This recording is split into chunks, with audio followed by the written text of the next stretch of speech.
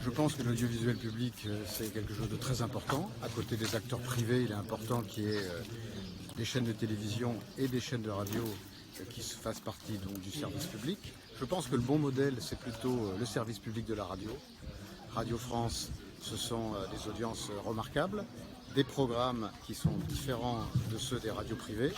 Donc la justification du service public dans ce domaine est totale. Sur la télévision, c'est plus contesté, parce que finalement les programmes de certaines chaînes du service public ressemblent aux programmes des chaînes privées.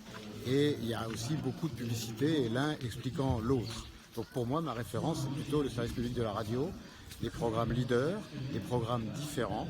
Et pourquoi? Parce qu'il n'y a pas la contrainte de la publicité qui oriente la ligne éditoriale. Concernant le sujet de la redevance, je crois qu'il faut être ouvert. Moi, ça ne me fait pas peur le principe de supprimer la redevance, parce que le monde a changé. Nos enfants n'ont plus de téléviseurs. Ils consomment la télévision, la radio différemment, notamment beaucoup dans le monde digital, où le service public doit être aussi présent.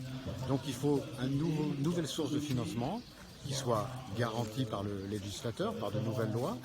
Et finalement, la redevance, si elle n'est pas augmentée, ça ne garantit pas non plus une augmentation des revenus allant au service public. Donc c'était pas non plus exempt de certaines critiques.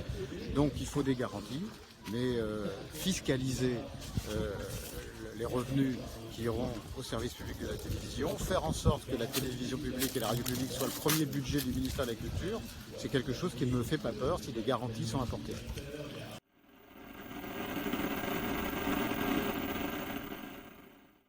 L'information n'est pas un bien comme un autre, parce que ça relève de la démocratie. On le voit dans le monde troublé dans lequel nous sommes aujourd'hui. En Russie, en Chine, l'information n'est pas libre. Donc on comprend bien que l'information n'est pas une manière comme une autre.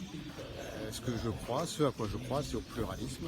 Il faut que l'information puisse s'exprimer, qu'il y ait beaucoup de liberté autour de la possibilité de produire de l'information, que ce soit à l'écrit, que ce soit sur Internet, que ce soit à la radio ou à la télévision.